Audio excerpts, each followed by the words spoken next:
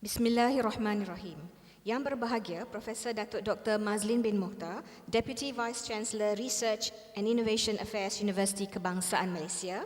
Yang berbahagia, Profesor Dr. Andanastuti Mokhtar, Director, the UKM Graduate Centre.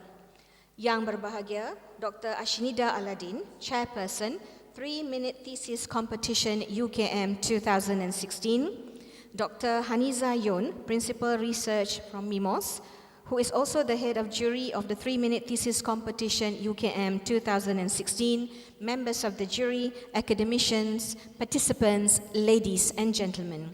Assalamualaikum warahmatullahi wabarakatuh and a very good morning. Welcome to the final round of the 3-Minute Thesis Competition UKM 2016. To bless this auspicious event, I now call upon Mr. Muhammad Ajib bin Abdul Razak from the School of Psychology and Human Development, Faculty of Social Science and Humanities, UKM, to recite dua. Bismillahirrahmanirrahim. Alhamdulillahi Rabbil Alamin. Wassalatu wassalamu ala ashrafil anbiya wal mursalin wa ala alihi wa sahbihi ajma'in. Allahumma innaka khalaqul azim, innaka samiul alim, innaka ghafurur rahim, innaka rabbul arshil azim, innaka al-barri wal jawadul karim. Oh Allah, forgive us what we have done in the past and what we will do in the future, and what we have concealed and what we have done openly and what we have exceeded in every single part of our undertakings. You are the bringer forwards and you are the delayer. There is no true God except you. Allahumma ya Karimu ya Rahim. We are able to gather in this event, UKM 3-Minute Thesis Competition 2016 finale. Give us your blessing for our prestigious events today. Ya fa'alu lima yurid. Make our gathering here a blessed one and our dispersion thereafter a guided and protected one. And makes not any among us a wretched or deprived one. Rabbana alayka tawakkalna wa alayka anabna wa ilaykal masir. Rabbana atina fid dunya hasanah wa fil akhirati hasanatan wa qina azaban nar. Wa sallallahu ala sayyidina Muhammadin wa ala alihi wa sahbihi wa sallam.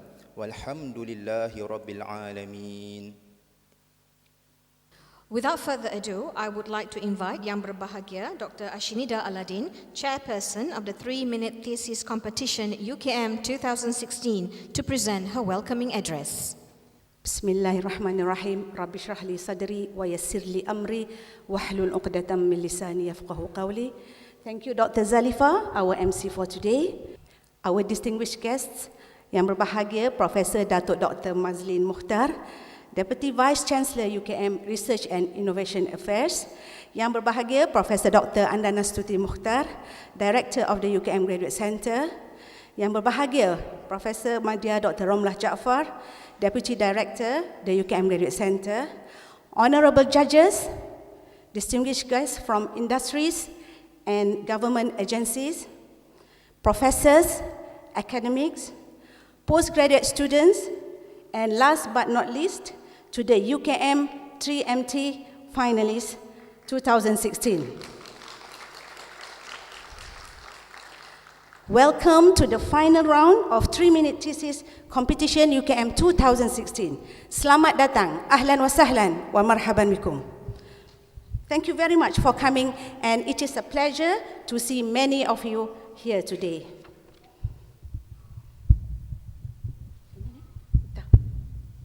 Okay.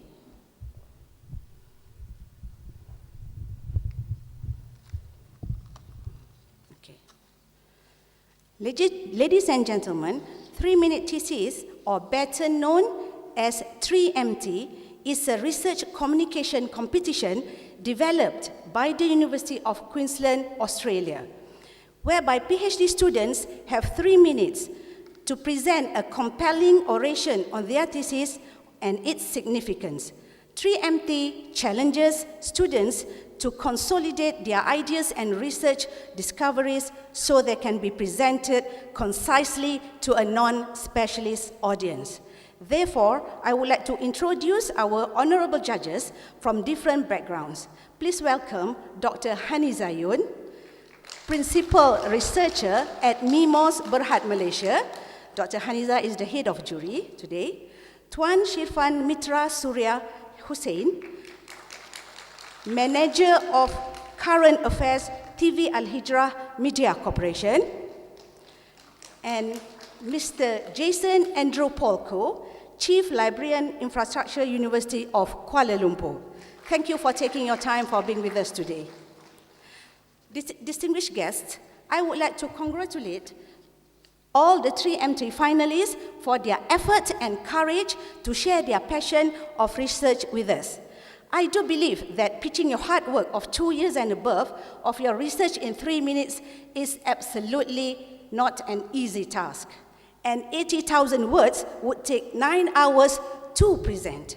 However, you only have 3 minutes to do so, which is incredible. So congratulations, and prepare yourself to be challenged, excited, and inspired. Okay. All right, ladies and gentlemen, for your information, there were 35 contestants who took part in 3MT UKM preliminary round, and 10 were selected for the finals. The contestants are competing in 3 clusters, namely engineering, science and technology, and science social.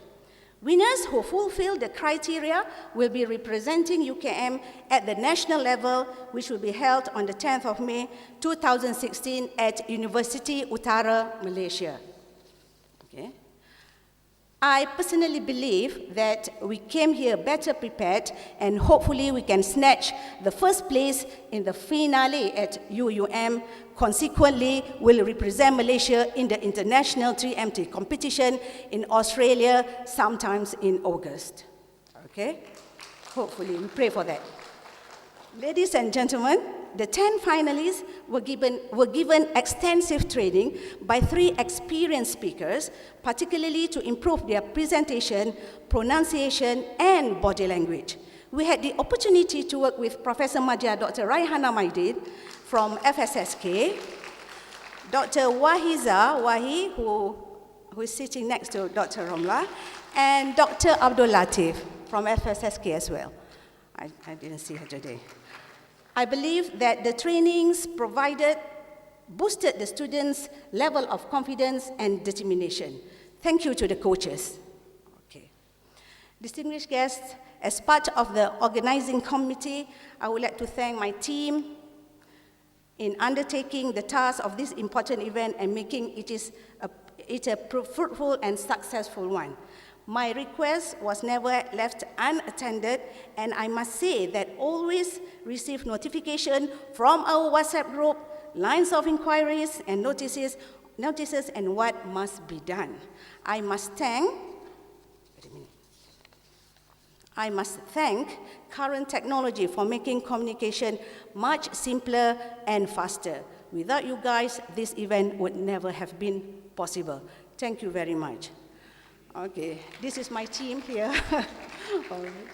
As I close, on behalf of the UKM Graduate Center Organizing Committee, I would like to express my gratitude to our Deputy Vice Chancellor for his support to this event. Thank you very much, Prof. Dato'. To honorable judges, thank you very much. And I would like to thank all of you for your presence today. Not to forget, to all the finalists, congratulations, and we wish you all the best of luck. Thank you very much. Wassalamu alaikum warahmatullahi wabarakatuh. Thank you, Dr. Ashnida Aladdin, for the speech. Next, I would like to invite Yang Berbahagia Professor Dr. Andanastuti Mohtar, Director, the UKM Graduate Center, to present her welcoming speech. Bismillahirrahmanirrahim. Thank you very much, Dr. Zalifa.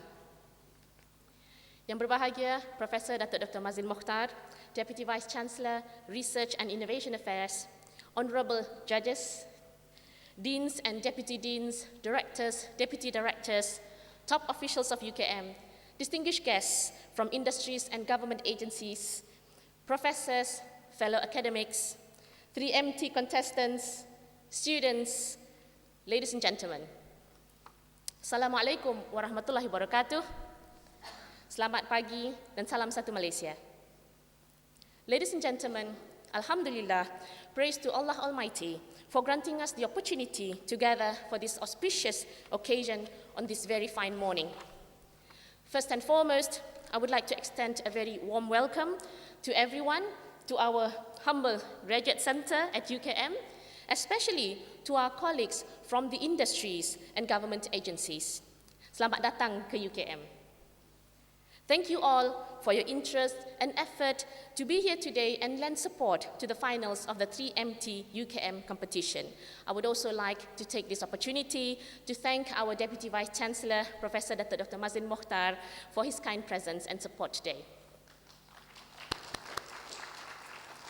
Now, this event has been realized through the commitment given by the UKM 3MT Organizing Committee, led by our very own Dr. Ashinida Aladin, who is also at UKM Graduate Center. She is the head of our graduate training and mentorship unit.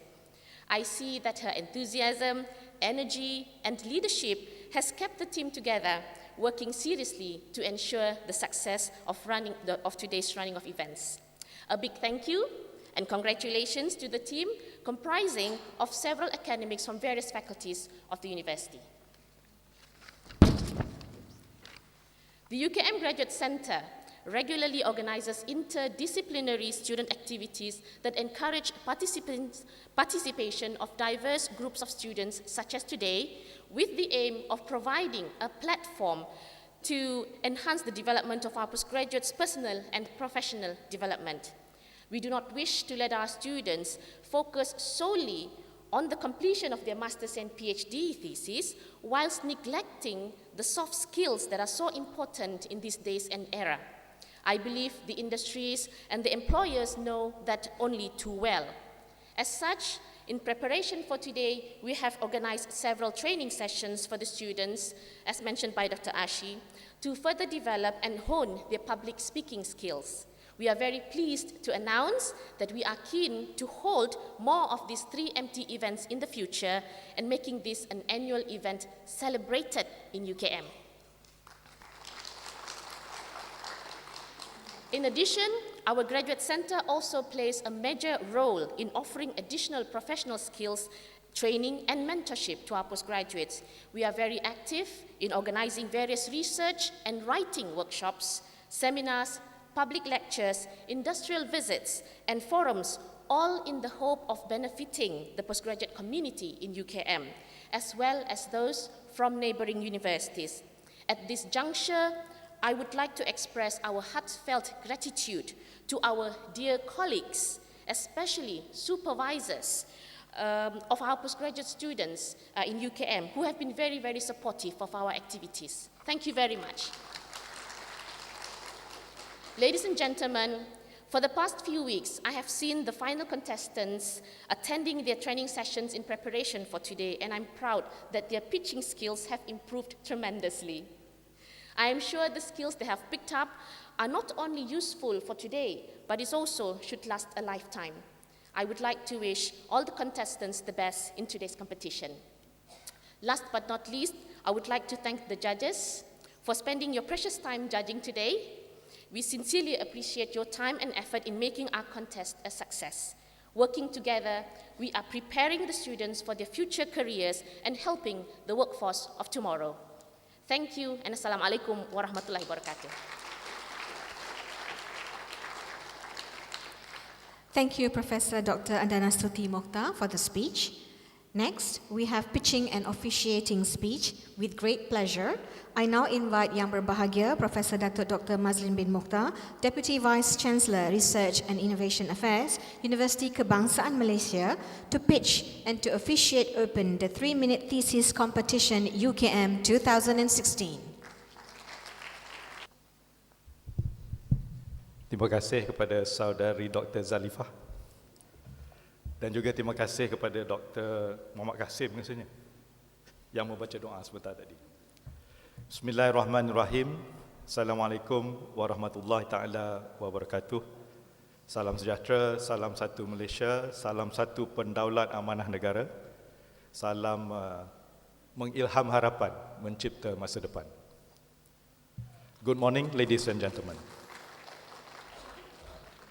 Yang amat dihormati Profesor Andana Stuti Mokhtar, my sister lah, sebab saya ni Mazlin Mokhtar, tapi ejaan dia lain-lain.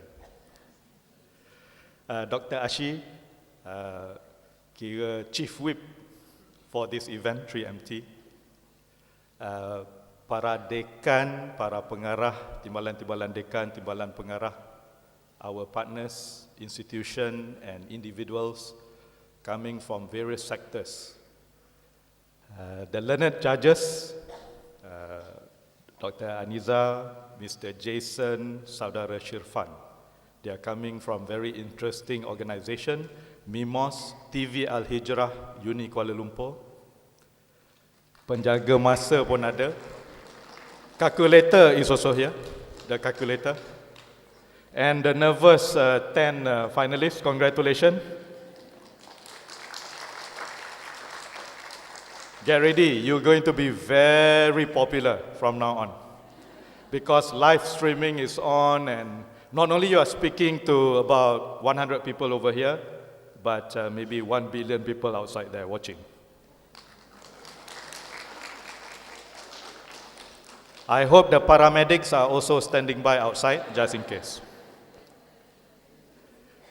Pertama-tamanya syabas dan tahniah kepada kumpulan Profesor Tuti, Dr. Ashib, Profesor Romlah dan rakan-rakan di pengajian siswazah UKM menyahut cabaran yang unik ini. Syabas dan tahniah. Congratulations to the team at PS UKM, led by the director herself, Professor Tuti, Dr. Ashi, Professor Romlah, and the team.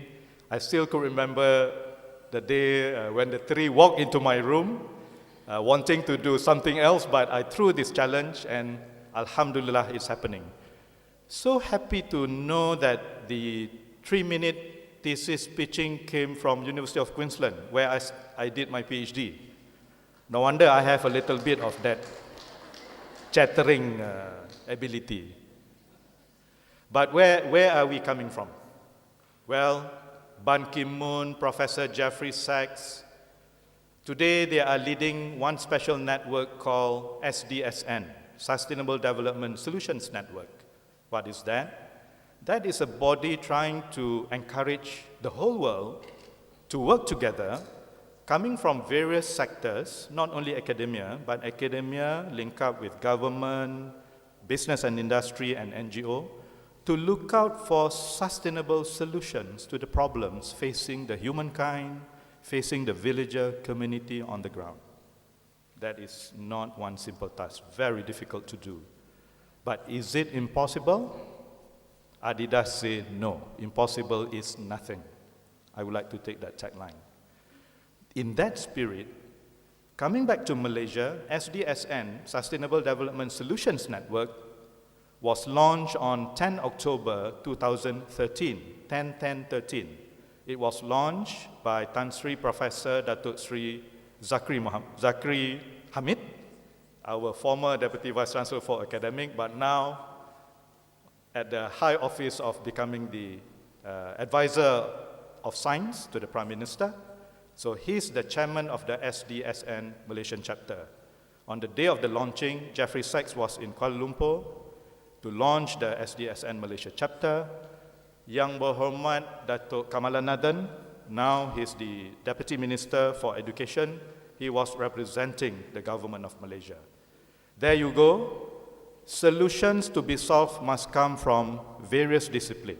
And that discipline, not necessarily only science and technology or engineering and mathematics, but must be linked to social science and humanity. Economics included, law, governance included. This is a special initiative now being championed and encouraged by UNESCO, particularly UNESCO Jakarta Office, Regional Science Bureau headed by Professor Shahbaz Khan. He already disbursed some money to a few countries and institutions around Asia Pacific, including UKM, to become what he termed as demonstration site to SDSN, utilizing sustainability science for sustainable development. This is not easy, ladies and gentlemen. But again, is it undoable? I would like to borrow what Nike say. No, it's doable. Just do it. So with that sort of spirit, we throw this challenge. As you know, why the 3 minute? Because nowadays, So many things are expected out of us, individually and as a group, and we simply cannot waste time. People who are going to listen to us, their time is very precious. They want to listen briefly, but if they listen within that 3 minutes, they like what you pitch, they can pull you to the side and talk into detail. Contestants, ladies and gentlemen, in the audience are people with resources. They are looking at you. I'm sure some of them will approach you, I pray. But if you are not being approached today, don't get frustrated, don't get demoralized. Try in the next 3-minute session. We also would like to throw a challenge to all the faculties and institutes and centers of UKM. When you check out from this session in about 30 minutes or so, if you just stay for listening among the 10, please try to repeat the same at your center. We would like to encourage more specialized pitching sessions at your own faculty, so you can go deeper into the subject matter and discipline of your faculty, your institute, your center. Ladies and gentlemen, Datuk Sri Idris Yusof about a month or so ago threw us a challenge.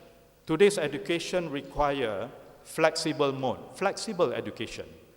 That education, if I translated it correctly, is the call of United Nations University under United Nations body to encourage more transdiscipline education and research. Again, to encourage quadruple helix, meaning academia cannot be comfortable in the ivory tower. You must come down and work with community, NGO, business and industry, and government. I mentioned that in the audience are people with interest to invest in what you're going to pitch to them. Not necessarily only it's about technology, but technology will not work without tactic and technique, the 3T. The tactic and technique comes from the mind, the heart and the soul.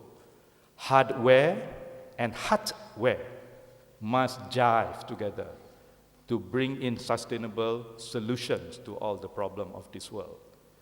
There you go, ladies and gentlemen.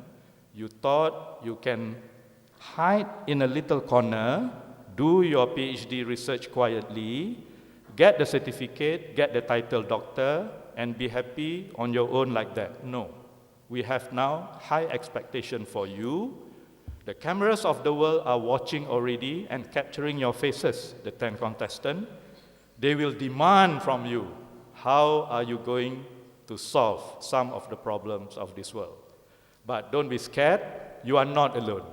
You are with all of us. We pray for you, we pray for everyone.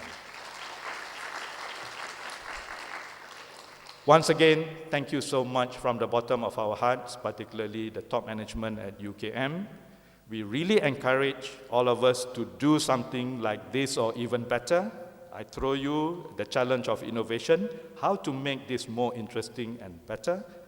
With that, let's pray that we shall all can work together for a more sustainable world, more prosperous world, more harmonious world, insyaAllah.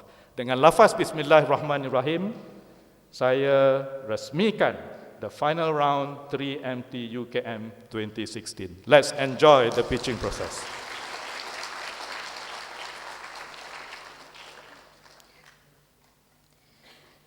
Thank you, Yang Berbahagia Professor Datuk Dr. Mazlin bin Mohtar, for officiating the final round of the 3-minute thesis competition UKM 2016.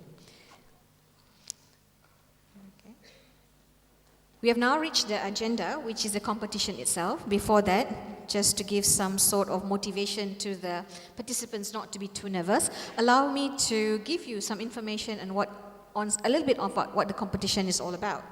Now, this is the second time the UKM Graduate Centre graciously organised and hosts the 3-minute thesis competition formally.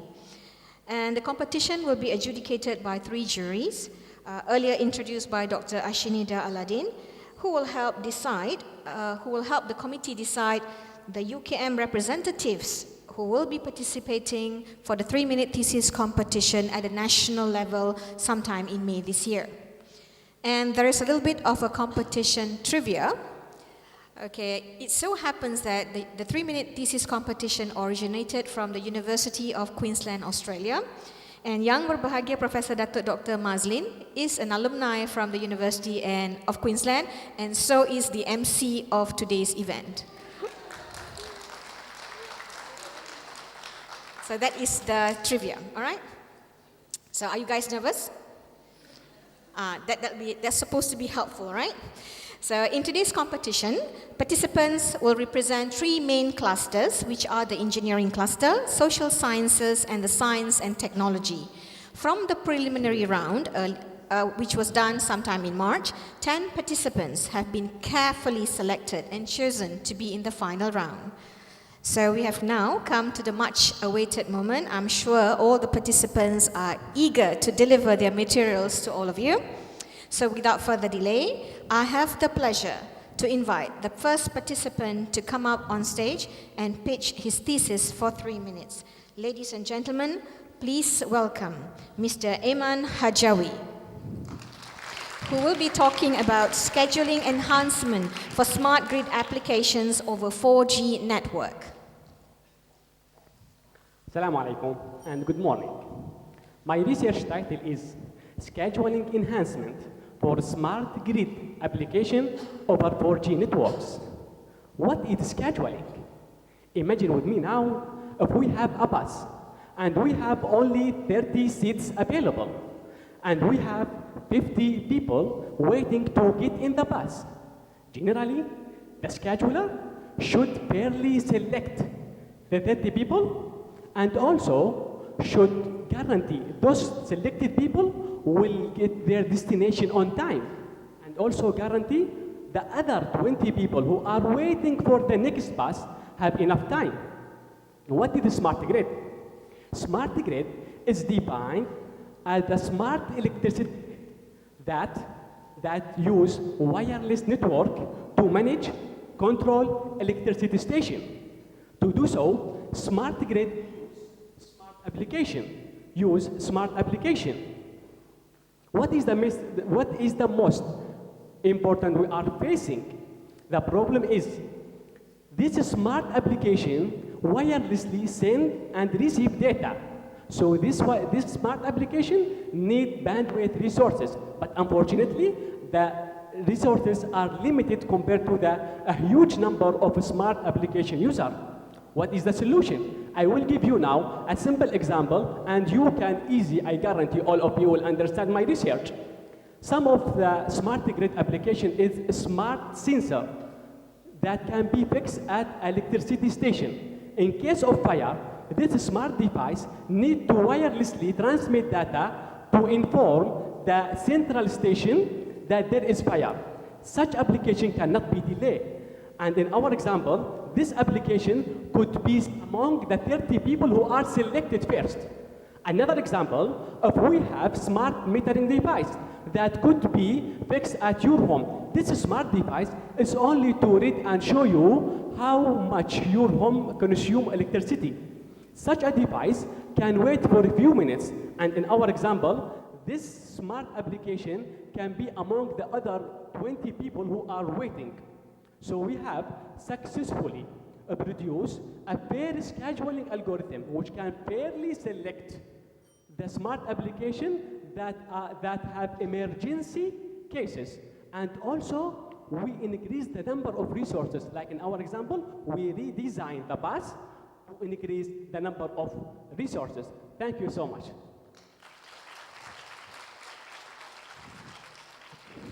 Thank you, Mr. Aiman Hajawi, for that presentation. So it is not easy to present that in 3 minutes. Would you like to do it? Okay. So on the screen now, we have the people who have been supervising Aiman. So we have Professor Dr. Mahamud Ismail and co-supervisor Dr. Nur Fadila Abdullah from the Faculty of Engineering and Built Environment.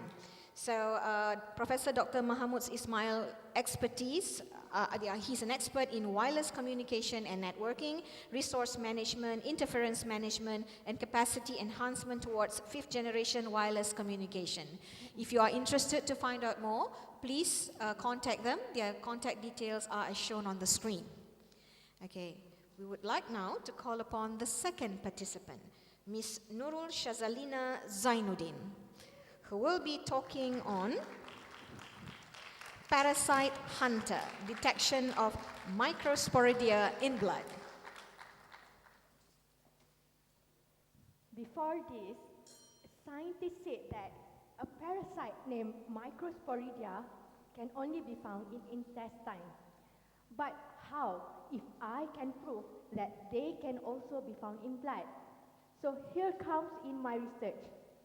Basically, my PhD is like a ghost hunter, but I name it parasite hunter. The ghost or the parasite that I am hunting is called microsporidia, or specifically Enterocytozoon bainusi. As I have mentioned just now, this parasite can be found in intestine and usually cause diarrhea. However, there were few reports saying that this parasite may disseminate, which make the disease difficult. So my research questions are, is it true that these parasites can travel through blood? If yes, is it possible for us to detect them? So to answer these questions, I got to hunt this parasite. In order to do that, I need to know who is the victims of this parasite. They usually attack HIV patients, so I need their blood. After I have collected their blood, the blood will process, extract the proteins. But it is not a simple process because the parasite's proteins are so small, it might be hiding behind the large proteins in human serum. So what I did was I removed the large proteins, and what remains now is just the small proteins, which give me higher chance to detect the proteins. After that, I use a very special and high-tech machine called liquid chromatography-mass spectrometry. This machine will change the proteins into ions, and the magnetic field in the machine will deflect the ions and separate them by mass. The identity of the proteins now can be elucidated by comparing the results from the machine with the available database online. In my case, I use microsporidia database. And luckily, I managed to catch the culprit and prove that they exist in blood. This is a new finding. Hopefully in future, I can design a diagnostic kit to detect these parasites. And who knows, from a parasite hunter, I can become a parasite buster. Thank you. Thank you, Nurul Shazalina Zainuddin, for that very informative talk and only done in 3 minutes. Okay. On the screen now, we have the two women who've actually helped Shazalina with her work, and they are supervisors, Dr. Emilia Osman and co-supervisor Professor Rahman Nurdin from University Science Malaysia. Okay. The area of expertise for Dr. Emilia Osman is on medical, parasitology, and molecular medicine, while Professor Rahman Nurdin, she's an expert in discovery of diagnostic markers for infectious disease and development of novel diagnostic tests. And she's also the inventor of Brugia Rapid, recognized by the World Health Organization. Their contact details are as shown, and if you want to go and find out further about the research, please do so. Now, how many of you have used Google Scholar? Wow, a lot. So the next participant, who is Mr. Ibrahim Pana, will talk on the use of Google Scholar for writing improvement. Assalamu alaikum, ladies and gentlemen. Very good morning. Our study focuses on the use of Google Scholar for writing improvement. Have you ever faced the problem of finding proper phrases for your writing? If the answer is yes, don't worry. Google Scholar is there. You can consult Google Scholar to find proper phrases. And have you ever faced the problem of hesitation about the correctness of your phrases? Sometimes you had phrases in your mind, but you were not sure about the correctness of your phrases. In this case, you can consult Google Scholar to find proper phrases based on frequency. For example, sometimes you have two phrases in your mind like contribute to learning or contribute for learning. As a non-native speaker of English, you're not sure about it. So, based on frequency, you see that contribute to learning, the result is 12,000. But for contribute for learning, the result is only 28. So, contribute to learning is correct, and it is confirmed by dictionaries as well. In this study, after introducing our students to Google Scholar, they have used Google Scholar during the whole semester. At the end of the semester, we interviewed them and we collected the sample of their writings. As a result of data analysis, we found that they use Google Scholar for two purposes, for compensation and confirmation. What do we mean by compensation? When they didn't have any phrases in their mind to write in their writing, they consulted Google Scholar to find proper phrases. And what do we mean by confirmation? When they already had phrases in their mind, but they were not sure about the correctness of their phrases, again, they consulted Google Scholar based on frequency and have come up with proper phrases for their writing. Ladies and gentlemen, this study has two main contributions. The first contribution is to improvement of writing for EFL learners, ESL learners, as well as learners from various disciplines and fields of studies. The study has also contribution to Malaysian Education Blueprint 2015-2025, where the focus is on online learning and English proficiency, especially proficiency in terms of writing for academic purpose. That's all from me. Thank you. So thank you, Ibrahim, for that presentation. Okay, what has appeared on the screen is now the supervisors for Ibrahim Pana, Associate Professor Dr. Malur Muhammad Yunus, whose area of expertise is in technology, enhanced language learning, and teaching and learning English as second language. While the co-supervisor is Professor Dr. Muhammad Amin MB, somebody who is not that you do not know, you're the very popular person around UKM, and his expertise are in TESOL and e-learning area.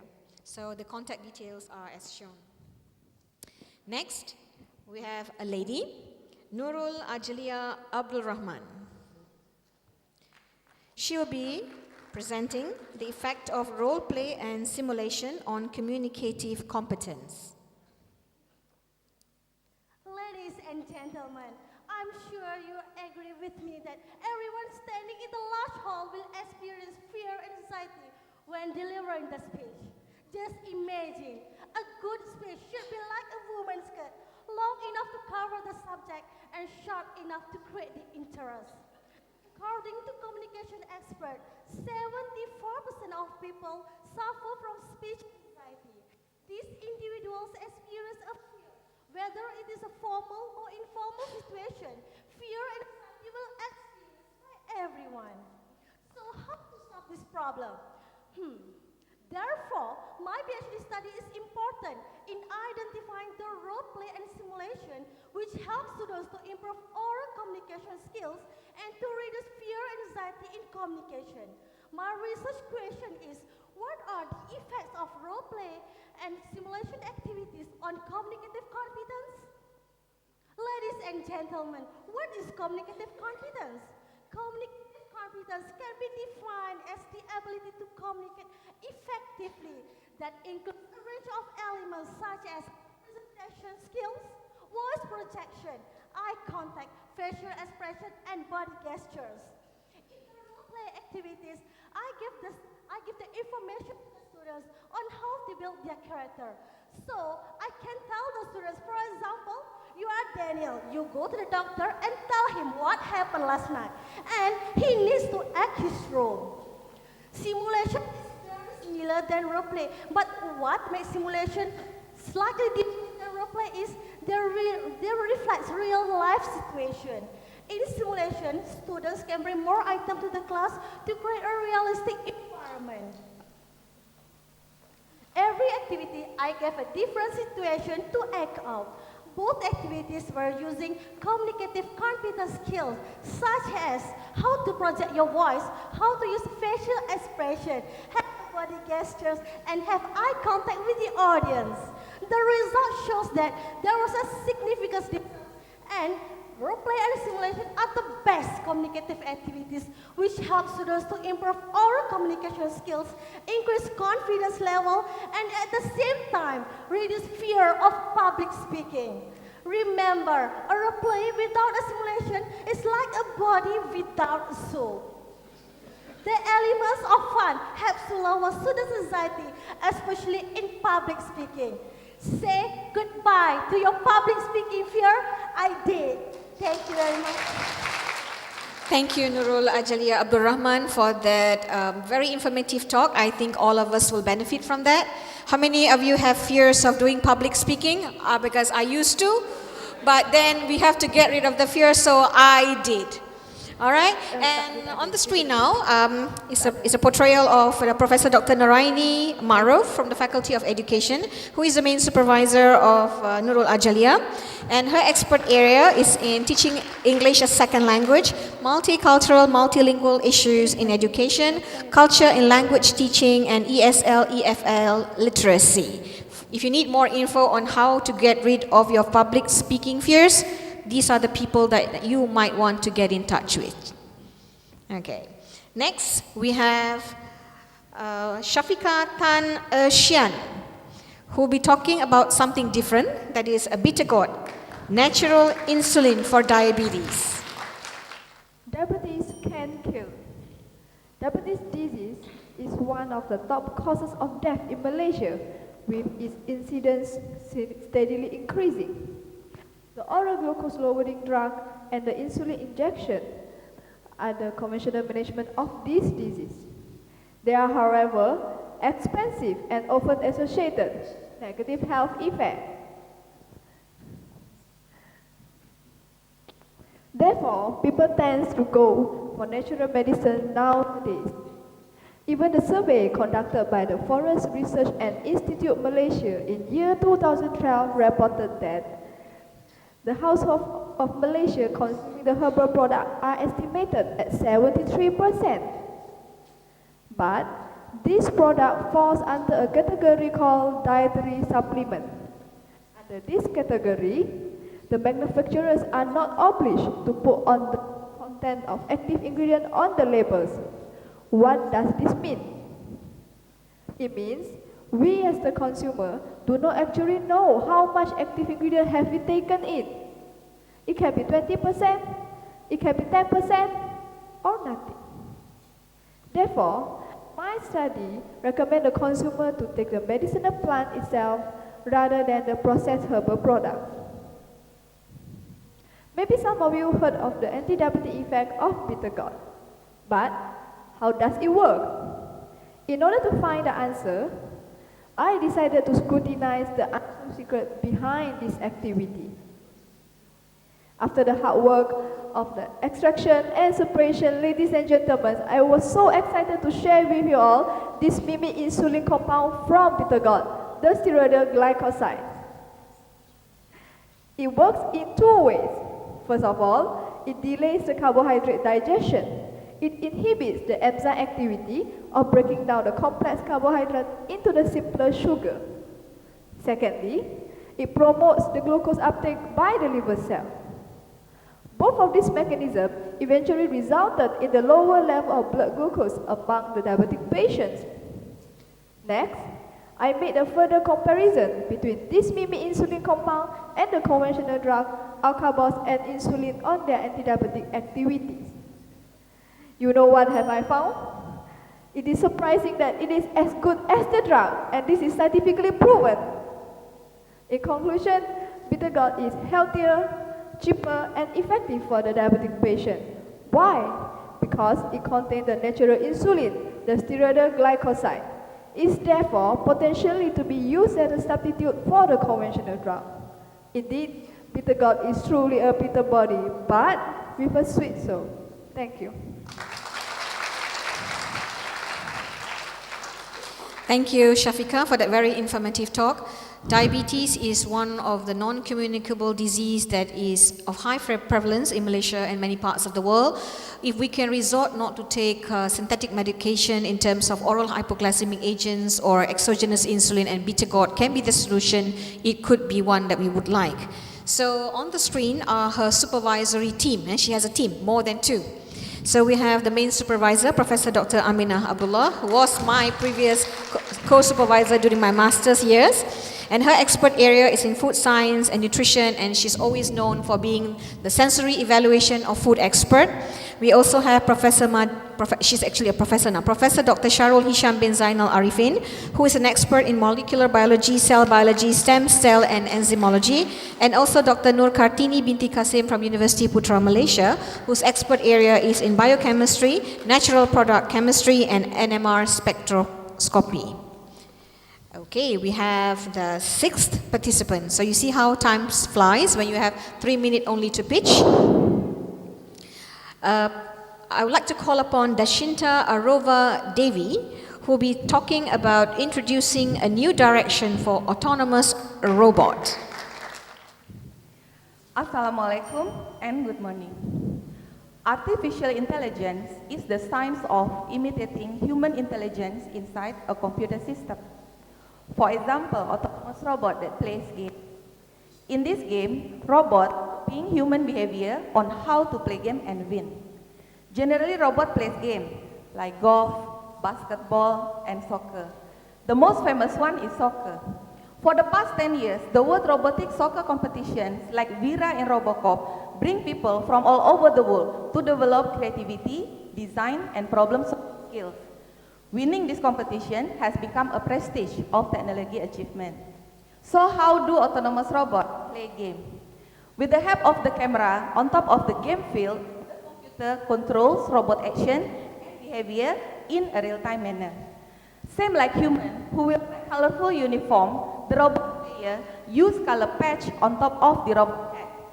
Unfortunately, and Gupta in 2008 reported 3 main problems of using color patch. First is the variety of conditions across the game field that will change the appearance of the robot patch. Second, image distortion. And third is camera calibration. It is time-consuming process to deal with this issue, and it requires high-quality camera with high cost. My thesis introduced a new direction for the autonomous robot. Despite of using color patch, we can just use a simple polygonal shape for robot detection. It does not require high quality camera. We can just use a simple and affordable web camera. We can deal with the image distortion because the polygonal shape is quite robustness towards it. And we can avoid the camera calibration because we do not use color as the main reference. To improve the robot detection speed, my thesis works with the algorithm that utilize multi-core technology that is available on most computers. The experimental result shows the use of multi-core technology may improve processing by 3.2 times faster. Additionally, this system has been tested under low light condition and achieved maximum accuracy, as I'm displaying in the picture in here. So as summary, by combining the polygonal patch and the use of multi-core technology, we can have a more robust system for the autonomous robot to play game with a higher accuracy, even though it is supported by inexpensive camera and just use any personal computers that most people have. So the system is much more simpler, it is cheaper, and it is faster. Thank you.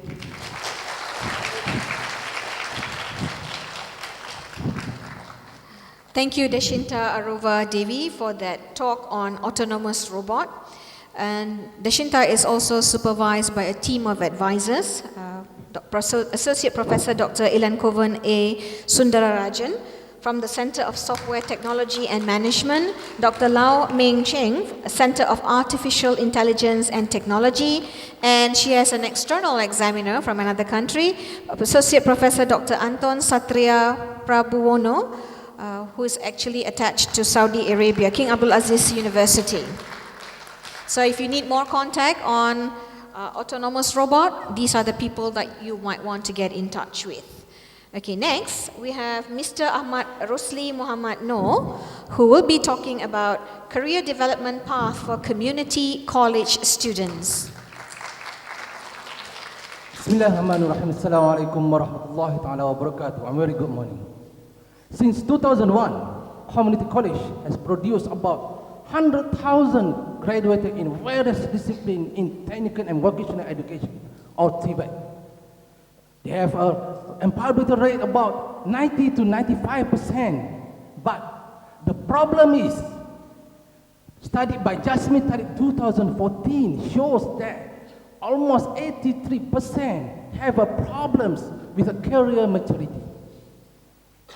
They have a problem to make a decision in career. They have a problem to overcome the constraint in career. As a result, from 2009 to 2014, statistics shows that almost 70% of community college graduated get a job below 1,000. Why all this happen? Career development theory by Super say that career should be guided. We cannot let it grow naturally. We should plan our career from the beginning. But how do you want to learn? Because students of community college come from the lowest and moderate achievement in academic. Social career by Crumble say modeling is for the significant person is the best way to learn in career. Because of that, I've chosen 15 community college graduates who are success in their career as part of my research. And from that, use a qualitative study with a Delphi technique, I managed to create 15 profiles for each respondent. From there, we can explore how they develop their career from the beginning, how they plan their career, from nobody to somebody. Because from the 15 profiles, I managed to develop indicators. There are 5 indicators with critical factors in that, as a base of what we call career path development. This is a tool to help our students, to help community college students, to guide them. What they should know about the career, what they want to learn, what they want to plan, how they want to plan. From these tools, we can help community college from nobody to somebody in the future, inshallah. Thank you, Mr. Ahmad Rosli Muhammad Noor. Okay, he has his family here as well with the children, so give them a round of applause for supporting Daddy on stage. Okay, Mr. Ahmad Rosli Muhammad Noor, they are supervised by 2 people, Dr. Muhammad Sattar bin Rasul and Associate Professor Dr. Salih Ahmad from the Faculty of Education. Dr. Muhammad Sattar's area of expertise is methodology and educational practice, while Associate Professor Dr. Salih Ahmad is an expert in education and community well-being. So for more information on how to talk about career path for students, for yourself, then these are the people that you might want to get in touch with. Their contact details are shown on the screen. Okay, we have come to the 8th person for this competition, and I would like to call upon Ms. Nurul Huda Hashim, who will be talking on probiotic eliminates evil bacteria.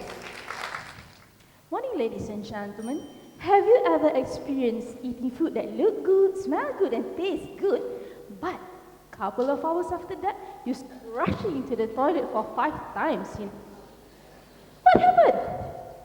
The food you ate just now? It contains evil bacteria lurking inside, waiting for the right moment to strike and attack us with food poisoning. Not a good experience. The food industries has invented a lot of chemical preservatives.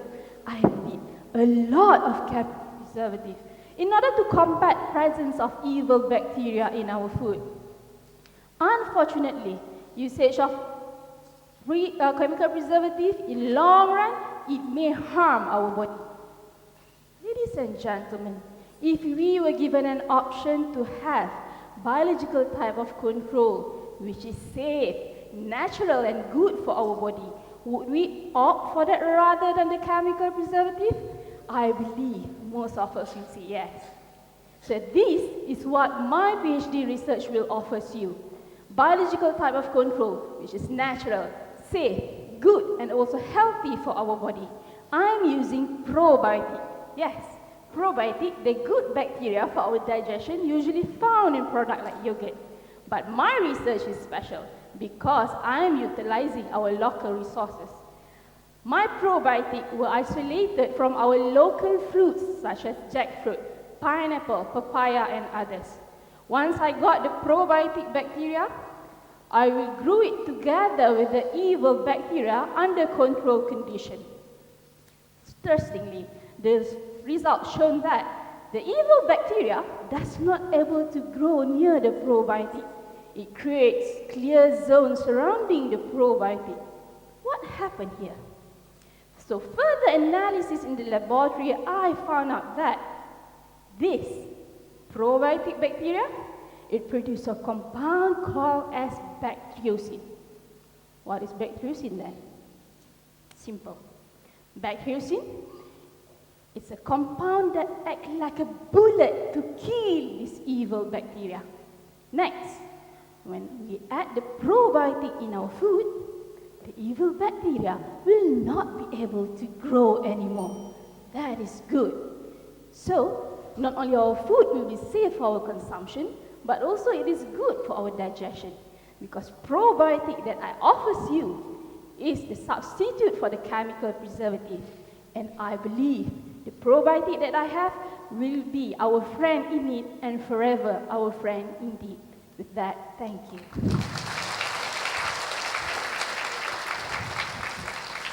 Thank you, Nurul Huda Hashim, for introducing the friend in need and a friend indeed. Okay, that is the probiotic. So Nurul Huda is supervised by Dr. Norakia Abdullah Sani from the Faculty of Science and Technology and co-supervised by Dr. Hashim Fadil Arifin from University Technology Mara. And Dr. Norakia's areas of expertise in food microbiology, food quality, food safety and control, microbiological risk assessment, predictive microbiology.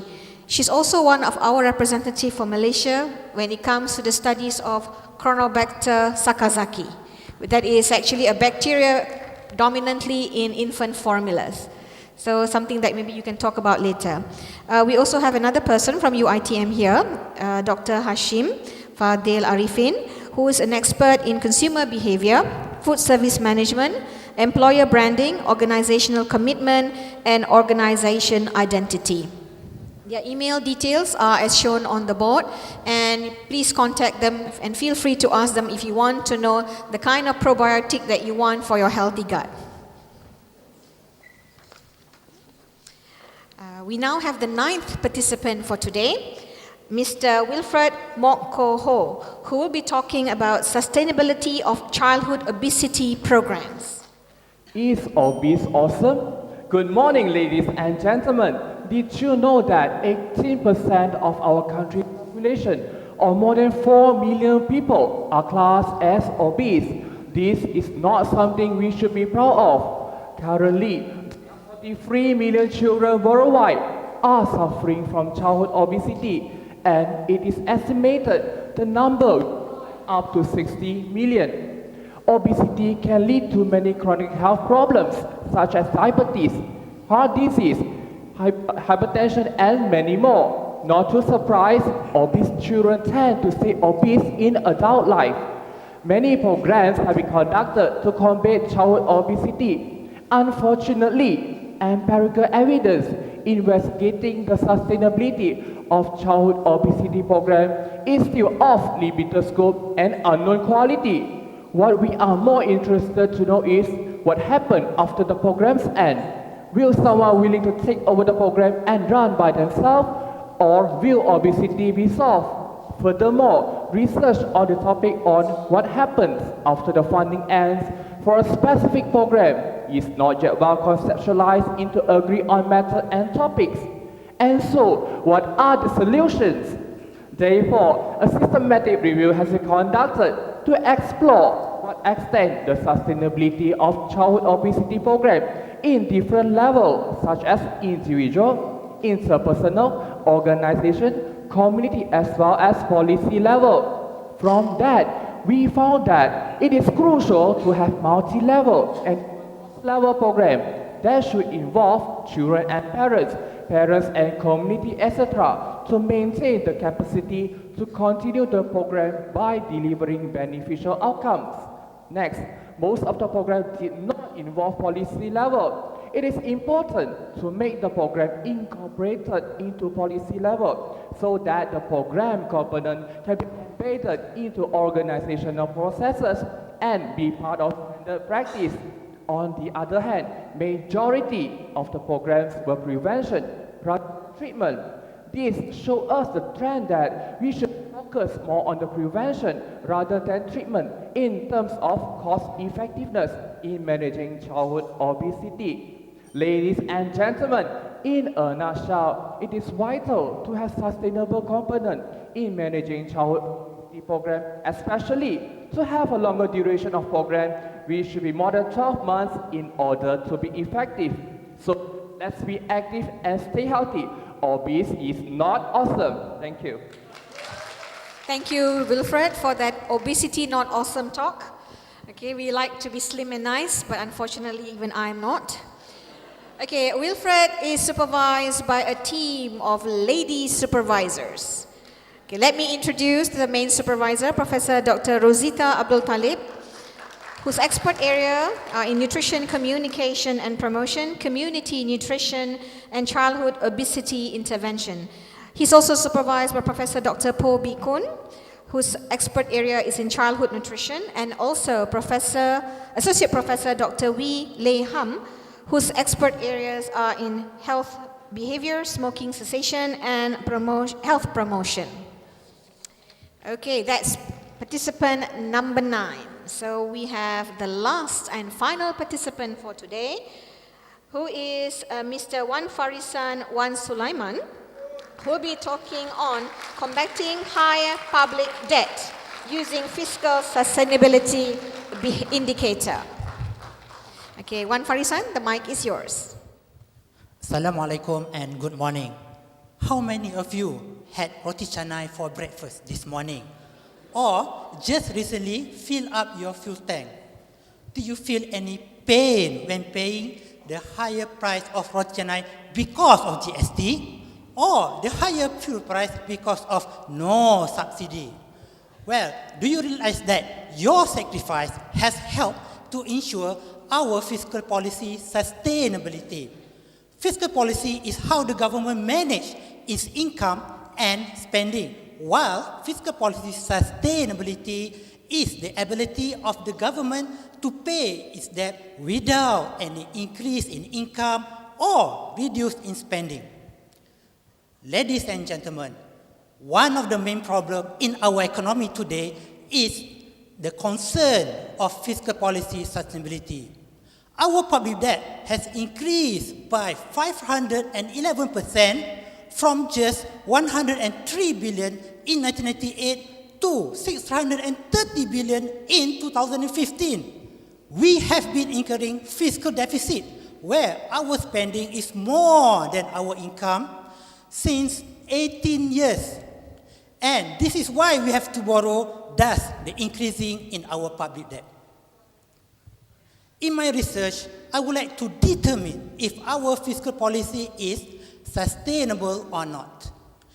And this is important to ensure that adequate measures and accurate are taken to overcome this fiscal problem.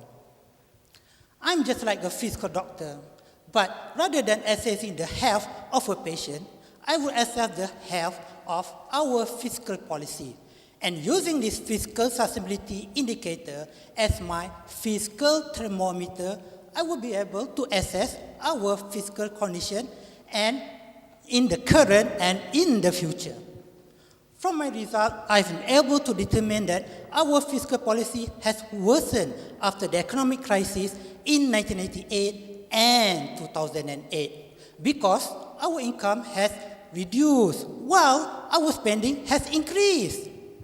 So, to return our fiscal policy back to a healthy position, we need fiscal medicine. And this is where GST and fiscal reduction need. So that this is why GST will increase our income, while subsidy reduction will reduce our spending. To summarize, I can say that GST and subsidy reduction is important to ensure our fiscal policy sustainability. So, the next time you have a roti canai at your mama's stall, please ask not what your roti canai can do to your pocket and your stomach, but what you can do to your economy. Thank you very much. Thank you, Wan Farisan, for that interesting talk on what we should think when we eat our beautiful roti canai in the morning.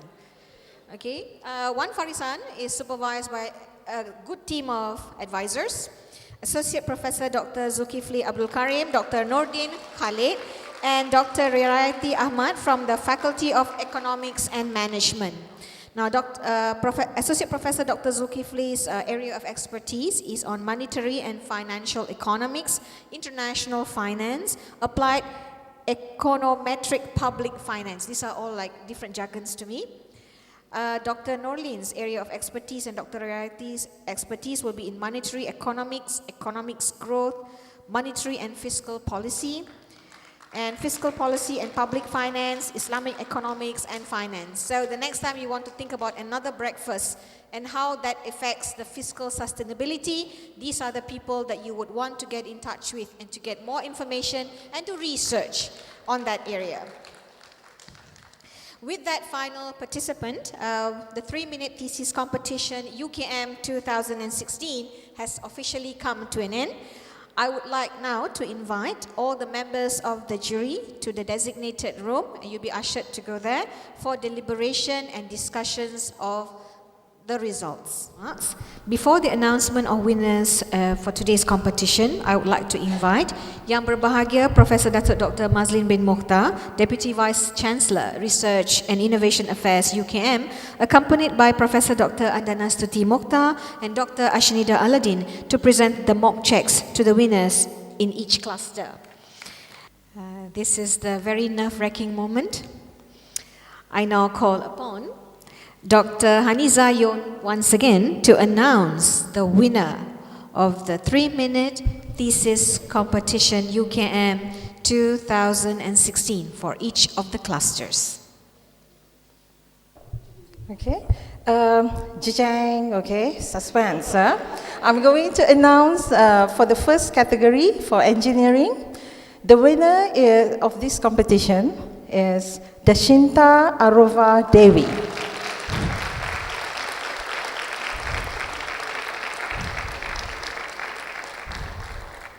And the first,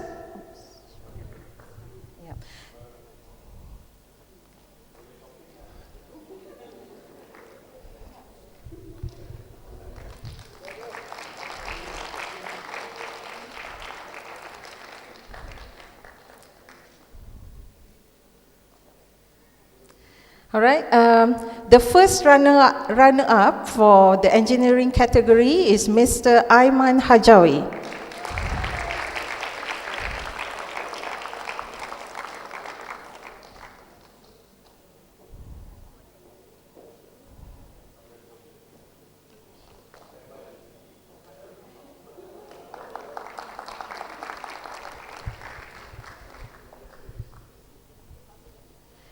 For the science and technology category, the winner is Ms. Nurul Huda Hashim.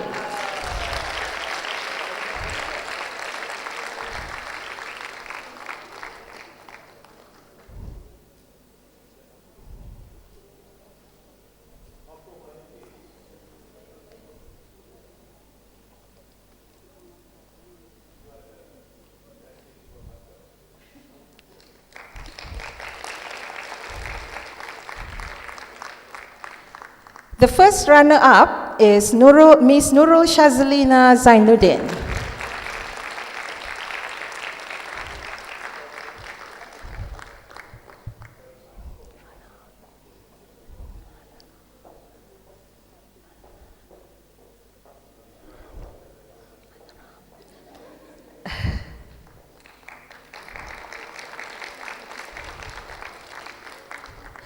The second runner-up is Mr. Wilfred Moko Ho.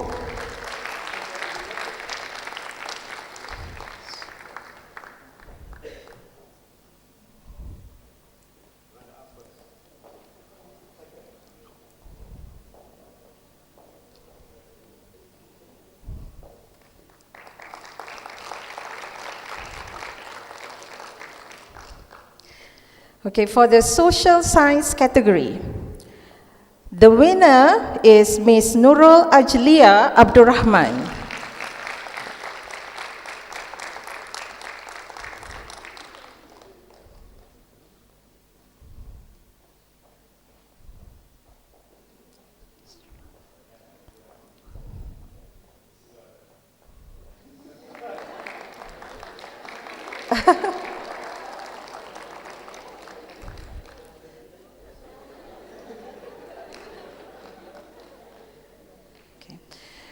The first runner-up for the social science category is Mr. Ahmad Rosli Muhammad Noor.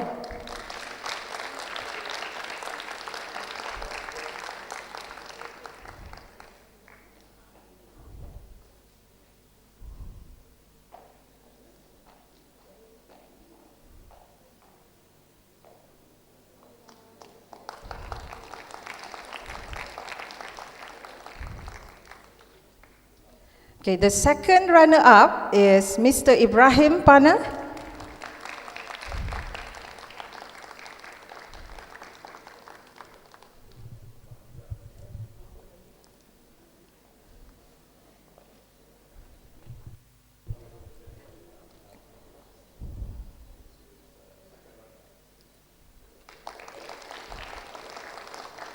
Congratulations, everyone.